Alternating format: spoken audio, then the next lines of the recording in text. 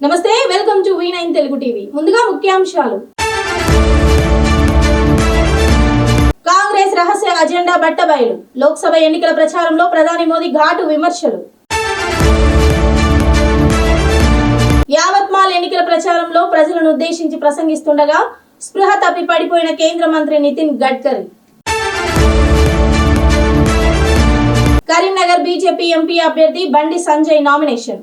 ఈ ర్యాలీకి ముఖ్య అతిథులుగా హాజరైన గుజరాత్ సీఎం భూపేందర్ పటేల్, కేంద్ర మంత్రి కిషన్ రెడ్డి. తాడిపత్రి వైసీపీ ఎమ్మెల్యే అభ్యర్థిగా నామినేషన్ దాఖలు చేసిన కేతిరెడ్డి పెద్దారెడ్డి. భువనగిరి పార్లమెంటులో కాంగ్రెస్ ఎన్నికల ప్రచార ర్యాలీని విజయవంతం చేయాలి. ఎమ్మెల్యే మందుల సామేల్. ఇక వివరాల్లోకి వెళ్తే, లోక్సభ ఎన్నికల ప్రచారంలో భాగంగా ప్రధాని నరేంద్ర మోదీ కాంగ్రెస్ లక్ష్యంగా విమర్శలతో విరుచుకుపడుతున్నారు. మధ్యప్రదేశ్ లోని సాగర్ లో బుధవారం జరిగిన ర్యాలీలో ప్రధాని మాట్లాడుతూ కాంగ్రెస్ పై ఘాటు విమర్శలు గుప్పించారు. కాంగ్రెస్ తన మరో విధానాన్ని ఇప్పుడు బయటపెట్టిందని అన్నారు. వారి రహస్య అజెండా బయటకు వచ్చిందని అంటూ వారసత్వ పన్ను విధిస్తామని కాంగ్రెస్ చెబుతోందని ప్రధాని వివరించారు. తల్లిదండ్రుల నుంచి సంక్రమించే ఆస్తులపై పన్ను విధిస్తామని కాంగ్రెస్ స్పష్టం చేసిందని అన్నారు. మీరు కష్టపడి సంపాదించిన ఆస్తులు మీ పిల్లలకు ఇచ్చే క్రమంలో మీ ఆస్తుల దాదాపు సగం పన్ను పేరుతో కాంగ్రెస్ లాగేసుకుంటుందని ఆరోపించారు. భారత కుటుంబ విలువల గురించి కాంగ్రెస్ కు ఏమీ తెలియదని ప్రధాని మోదీ మండిపడ్డారు.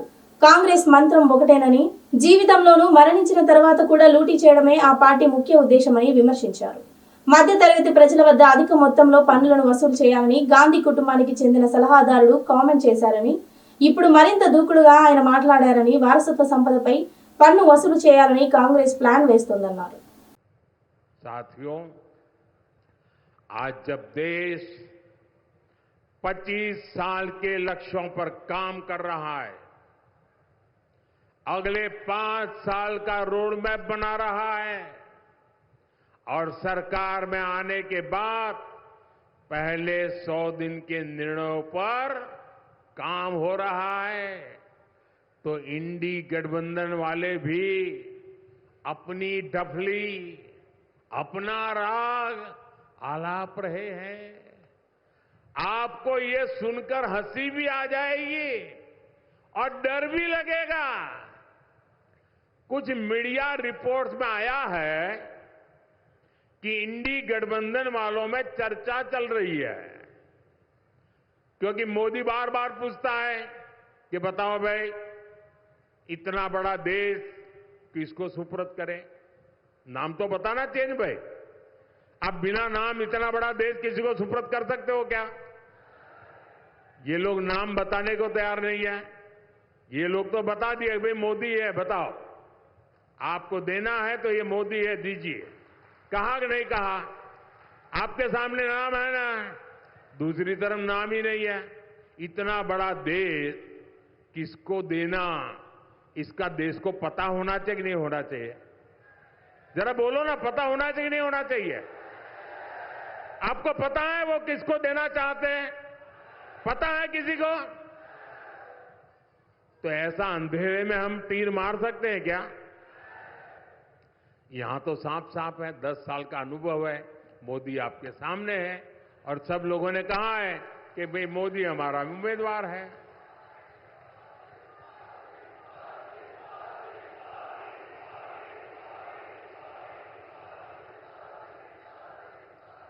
ये लोग इसका जवाब ढूंढ रहे थे, जवाब मिल नहीं रहा था, लेकिन अभी कुछ मीडिया रिपोर्ट में आया है कि मोदी बार बार पूछ रहा है कि भाई बताओ तुम्हारा नेता कौन, किसको सुपुर्द करे? तो बोलते हैं उन्होंने फॉर्मूला बनाई है। उन्होंने फॉर्मूला बनाई है कि कौन प्रधानमंत्री बनेगा। कहा जा रहा है कि ये लोग 1 ईयर 1 PM फॉर्मूला बना रहे हैं, यानी 1 साल 1 PM, दूसरे साल दूसरा PM, तीसरे साल तीसरा PM, चौथे साल चौथा PM, 5वें साल 5वां PM। बताओ भाई क्या होगा देश का? क्या होगा? क्या होगा मुझे बताइए। देश बचेगा क्या? आप आपका सपना बचेगा क्या? आपके बच्चों का भविष्य बचेगा क्या? इसका मतलब ये पीएम की कुर्सी का भी ऑक्शन करने लग गए हैं। भाई बताइए, जो बोली बोलेगा 1 साल बैठेगा, और मजा क्या होगा फिर? जो एक ऊपर बैठेगा ना, 4 लोगों को कुर्सी की टांग पकड़ करके बैठ जाएंगे और मौके की तलाश में रहेंगे कि इसका साल पूरा कब होता है, उसको हिलाते रहेंगे। भाइयों बहनों, यूं तो जो सुनने के बाद लगता है कि यार तो शायद मुंगेरी लाल के सपने जैसा होगा, लेकिन साथियों मैं आपको जागृत करना चाहता हूं, मैं चेताना चाहता हूं। ये मुंगेरी लाल के हसीन सपने कहावत कह करके सो जाने वाला मुद्दा नहीं है। ये बहुत डरावना खेल है। ये देश को तबाह करने वाला खेल है। ये सपना हसीन नहीं है, ये आपके सपनों को चूर चूर करने वाला खेल है दोस्तों। और इसलिए जाग जाइए, चेत जाइए, आपके वोट की ताकत समझिए। मेरे प्यारे भाइयों बहनों, देश को बचाने के लिए आप आगे आइए।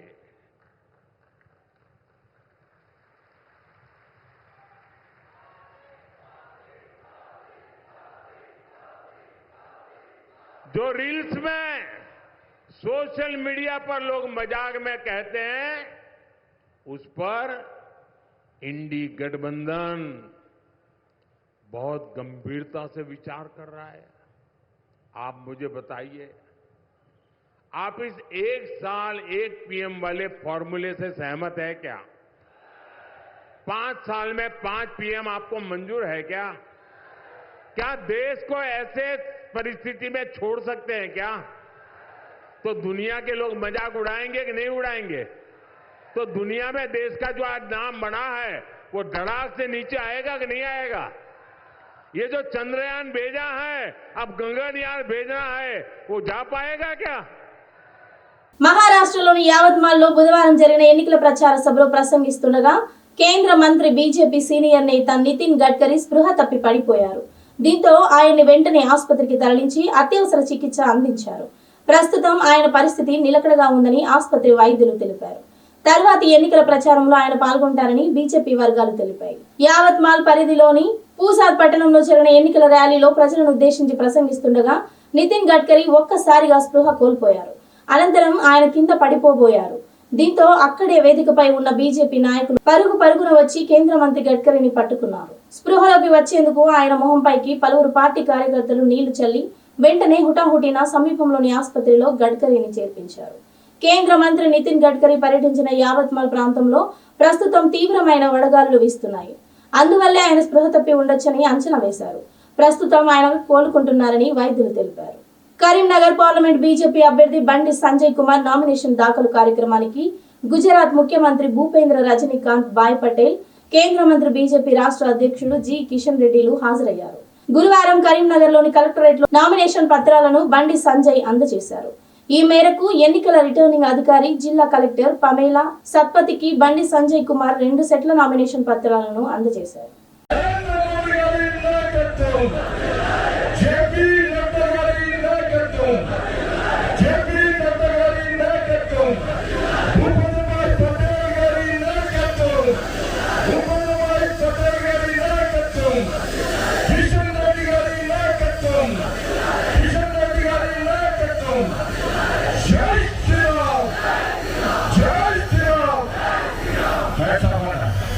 అనంతపురం జిల్లా తాడిపత్రి ఎమ్మెల్యే వైసీపీ అభ్యర్థిగా కేతిరెడ్డి పెద్దారెడ్డి నామినేషన్ దాఖలు చేశారు. అనంతరం ఎన్నికల రిటర్నింగ్ అధికారికి నామినేషన్ పత్రాలను సమర్పించారు. ఈ సందర్భంగా ఆయన మాట్లాడుతూ గతంలో వైసీపీ ప్రభుత్వం చేసిన అభివృద్ధి పనులను ప్రజలకు వివరించారు. మళ్లీ రాష్ట్రంలో వైసీపీ జెండాను ఎగరవేస్తామని ఆయన ధీమా వ్యక్తం చేశారు. ఈ తాడిపత్రిలో 5 ఏళ్ళు కూడా ప్రశాంతంగా ఉండడం జరిగింది. అదే కాకుండా ఒక్కొక్క మండలంలో ఒక విధంగా, అంటే పెద్దూరు మండలానికి వచ్చేందుకు ఇరిగేషన్ మెయిన్గా ఈ 5 సంవత్సరాల్లో ఈ సంవత్సరం తప్ప 4 సంవత్సరాలు అప్ టు మార్చి వరకు కూడా నీళ్ళు ఇవ్వడం జరిగింది. ఒప్పూరు మండలం జేసీ సొంత గ్రామం ఉన్నటువంటి ఒప్పూరు మండలంలో ముచ్చుకోట రిజర్వాయర్కు వాళ్ళ రాజకీయ జీవితంలో ఎప్పుడు కూడా నీళ్ళు ఇచ్చిన పాపాన పోలేదు. ఎందుకంటే వాళ్ళ మైనింగ్లు అన్నీ అక్కడ ఉన్నాయని, ఆ మైనింగ్లకు అన్నిటికీ ఇబ్బందికరంగా ఉంటుందని ఆ రిజర్వాయర్కి ఇవ్వడం లేదు నీళ్ళు. మేము వచ్చిన తర్వాతనే 5 సంవత్సరాలు, ఈ 4.5 సంవత్సరం కూడా ఆ రిజర్వాయర్కి నీళ్ళు ఇవ్వడం కానీ, చాగళ్ళకు కానీ, పెండేకళ్ళకు కానీ నీళ్ళు ఇవ్వడం జరిగి ప్రతి రైతుకు కూడా ఆర్థిక భారం పడుకోకుండా, వేళ నీళ్ళు లేకపోతే గ్రౌండ్ వాటర్లో వాళ్ళు బోర్లు వేసుకొని చాలా ఇబ్బందులు గురవుతున్నారు. నేను ప్రతిపక్షంలో ఉన్నప్పుడు పాదయాత్ర చేసినప్పుడు కూడా నన్ను చాలా ఆటంకాలు జరిగిన పాదయాత్ర చేసిన, అక్కడ ఉన్నటువంటి రైతుల యొక్క కష్ట నష్టాలు కనుక్కొని ఈ ప్రభుత్వం వచ్చిన తర్వాతనే వాళ్ళ ఆలోచనల మేరకే నేను నడుచుకోవడం జరిగింది. ఏది ఏమైనా ఈ కాన్ఫరెన్స్లో ఒక శకం మొదలైంది. జేసీ శకం పోయి ప్రజల యొక్క ప్రభుత్వం జగన్మోహన్ రెడ్డి గారి ఆశీస్సులతో ప్రజల యొక్క అభిప్రాయాల మేరకు ఏ రాజకీయ నాయకుడైనా కానీ ఇక్కడ నడుచుకుంటే తప్ప ఉనికి కాపాడుకుంటేకి, లేకపోతే నియంత పరిపాలన చేస్తే ఈరోజు నా నామినేషన్లే ఉదాహరణ. అస్మిత్ రెడ్డి గారు కూడా 19వ తేదీ నామినేషన్ వేసినారు. ప్రజలు కూడా దాన్ని చూపించినారు. ఆ రోజుకు ఈ రోజుకు తేడా కూడా, అంటే నియంత పాలన వద్దు. ఒక రైతు బిడ్డగా కేతిరెడ్డి పెద్దారెడ్డిని మనం ఆదరిస్తే గ్రామాలు ప్రశాంతంగా ఉంటూ ఏదన్నా కానీ మనం అడగచ్చు అని ఒక ఆలోచన ధోరణితోనే ఈ కాన్ఫరెన్స్లో ఈరోజు రాజకీయాలు కూడా నడుస్తున్నాయి. మళ్ళీ తిరిగి కూడా తాడిపత్రిలో పాతామని, మళ్ళీ ఇక్కడ గెలిచామనేదే నా కోరిక. అందువల్ల ప్రతి కార్యకర్త, ప్రతి నాయకుడు ఇక్కడ ఎప్పుడు రేపు నెల 13వ తారీఖు వస్తుంది, జేసీ సోదరుల పతనాన్ని మేము ఎప్పుడు చూస్తాము అనే ఆలోచన ఎక్కువగా ఉంది. ఆ 13వ తారీఖు కోసమే తాడిపత్రి ప్రజలందరూ కూడా ఎదురు చూస్తున్నారు. పథకాలు ఈ ప్రభుత్వం నుండి వచ్చినటువంటి మన ముఖ్యమంత్రి గారు ఇచ్చినటువంటి పథకాలు ఇక్కడ మేము కూడా ప్రజల ఆలోచన ప్రకారం నడుచుకుంటున్నందువల్ల మాకు కూడా ఆదరాభిమానాలు పెరిగినాయి. ఖచ్చితంగా వైఎస్ఆర్సీపీ జెండా ఎగరేస్తామని కూడా మరోసారి ముందు ఈ జిల్లాలో ఈ సార్వత్రిక ఎన్నికల్లో భాగంగా భువనగిరి పార్లమెంట్ పరిధిలోని తుంగతుర్తి నియోజకవర్గం మోత్కూరులో ఎన్నికల ప్రచార ర్యాలీలో పాల్గొన్న మునుగోడు ఎమ్మెల్యే భువనగిరి పార్లమెంట్ ఎన్నికల ఇన్ఛార్జి కోమటిరెడ్డి రాజగోపాల్ రెడ్డి. ఈ సందర్భంగా స్థానిక ఎమ్మెల్యే మందుల సామేల్, భువనగిరి పార్లమెంట్ అభ్యర్థి చామల కిరణ్ కుమార్ రెడ్డి, టీపీసీసీ అధికార ప్రతినిధి కైలాష్ నేత, డీసీసీబీ అధ్యక్షులు Andem Sanjeevareddy, coordinator Balalakshmi, municipal chairman Gurram Kavitha, Lakshmi Narasimha Reddy, మండల పార్టీ అధ్యక్షులు వంగాల సత్యనారాయణ, నియోజకవర్గ నాయకులు, కార్యకర్తలు పాల్గొన్నారు. 500 కోట్లు, మీరు ఒక్క నిమిషం వినాలి, 500 కోట్లు పెట్టుంటే మనకు లక్షల ఎకరాలకు నీళ్లు వచ్చాయి. కానీ పోయి ఏం చేసిండు? కమిషన్ల కోసం దొరవారు కాళేశ్వరం కట్టిండు. 1,50,000 కోట్లు ఖర్చు పెట్టి తీరా ఏమైంది? పిల్లర్లు కూలిపోయి ఇలా కాళేశ్వరం పనికి రాకుండా పోయింది. దాంట్లోకెళ్ళి 500 మన మీద ప్రేమతోటి మీరు ఆయన 2 సార్లు గద్దెక్కిస్తే ఇక్కడ గాదార్ కిషోర్ ని 2 సార్లు పంపించారు. పూరా నరసయ్య గౌడ్ గారిని 2014లో మీరు పార్లమెంట్ పంపిస్తే ఈ కాలువలు ఎందుకు కంప్లీట్ చేయలేదని అడుగుతున్నాను. నేను మీ ముందు చెప్తున్నా, మా అన్న రాజన్న నుండి ఇక్కడ 2009లో మా అన్న రాజన్నను మొట్టమొదటిగా ఈ పార్లమెంట్ లో గెలిపించారు. ఇవాళ నాకు టికెట్ వచ్చినప్పటి నుంచి మా రాజన్న నన్ను తమ్మునిగా ఇంటేసుకొని ప్రతి ఊర్లో తిప్పుతుంది. అలా ఎందుకు? రాజన్న తర్వాత కోమటిరెడ్డి వెంకటరెడ్డి అన్న ఇద్దరు కలిసి ఈ యొక్క పార్లమెంట్ నుంచి గతంలో వచ్చిండు. తమ్ముడికి ఈసారి గెలిపించుకోవాలన్న పట్టుదలతోటి మా ఇద్దరు అన్నలు ప్రజల మధ్యలోకి వస్తున్నారు. మా ఇద్దరు అన్నలు ఇక్కడ గాదార్ కిషోర్ లెక్క, అక్కడ బూర నరసయ్య కూడా ఒక్కసారి ఎంపీ అయిన లెక్క కాదు. ఏ రోజైనా వినండి, వాళ్ళకు వచ్చిన నిధులే కాదు, ఎవరన్నా కష్టంలుంటే కుల మతాలకు అతీతంగా ఎవరన్నా తాడి చెట్టు మీదకెళ్ళి పడ్డా, ఎవరన్నా హాస్పిటల్లో పడ్డా, ఏదన్నా ఇబ్బంది ఉన్నా రాత్రికి రాత్రి ఏ ఖర్చు ఉంటే ఆ ఖర్చు భరించేటువంటి తత్వము మా అన్నలు. వాళ్ళకేమి ఫలానా కులమోడు, ఫలానా మతమోడు, ఫలానా కతోడు కాదు. కష్టం ఎవరికి వచ్చినా ఎవరన్నా పోయి రాజన్నకు వెంకన్నకు చెప్తే అరే ఏం చేయాలరా పోయి జేబులు ఎంతుంటంత తీసిచ్చే గుణం ఉన్నోళ్ళు. అటువంటి అన్నల ఆశీర్వాదంతో ఇవాళ మీ మధ్యానికి వస్తున్నా. నాకు కూడా పట్టుదల ఉంది. నేను గతంలో భారతదేశంలో 5-6 రాష్ట్రాలకు ఇన్ఛార్జిగా పనిచేసిన. నాకు గలం ఉంది, మాట్లాడే తత్వం ఉంది. మన పార్లమెంట్ లో మీరు నన్ను గెలిపియండి. నేను మా మందుల శామ్యుల్ అన్న చెప్పినట్టు రేపు నువ్వు పార్లమెంట్ కు పోతే మాకు ఫ్యాక్టరీ తీసుకురమ్మని చెప్పిండు. ఫ్యాక్టరీయే కాదు, నా వయసు 48 ఏండ్లు, మా ముఖ్యమంత్రి వయసు 55 ఏండ్లు, మా అన్నలు కూడా 53, 54, ఇస్తారు 55. మా అందరికి ఇంకా 10-15 ఏండ్లు మీకు సేవ చేయాలని ఉంది.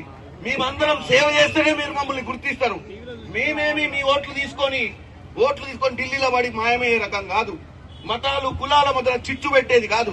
కాంగ్రెస్ పార్టీ ఒక్క పార్టీయే గత 60 ఏళ్లుగా అన్ని ప్రజలను కలుపుకొని పేదోళ్ల గురించి ఆలోచించిన పార్టీ. నరేంద్ర మోడీ ఎవరి గురించి ఆలోచించిండా? ఒక అంబానీ, ఒక అదానీ. మరి ఇక్కడున్న వ్యాపారవేత్తలు ఎవరన్నా ఈ 10 ఏళ్లలో బాగుపడ్డారా? 10 ఏళ్లు మీరు అవకాశం ఇచ్చిర్రు నరేంద్ర మోడీకి. ఇచ్చింది ఏం చేసిండు? ఎవరిదన్నా జీవితం బాగుపడ్డదా? ఇంటికో 15 లక్షలు వస్తాయని చెప్పిండు, అకౌంట్లో వేస్తా అన్నాడు. తర్వాత ఏం చేసిండు? ఆయన కూడా 30 లక్షల ఉద్యోగాలు ఇస్తా అన్నాడు. మన పిల్లలు ఏడున్నాయి పరిస్థితి? 2 కోట్ల ఉద్యోగాలు ఇక్కడ ఏడుంది పరిస్థితి. మన పిల్లలు ఇంటికాడ చదువుకొని హైదరాబాద్ లో ఖర్చుల భారం భరించలేక తల్లిదండ్రులకు 3 ఎకరాల భూమి ఉంటే డిగ్రీ చదివినాడు వచ్చి ఇంటికాడ ఉంటుండు. ఎందుకుంటుండో?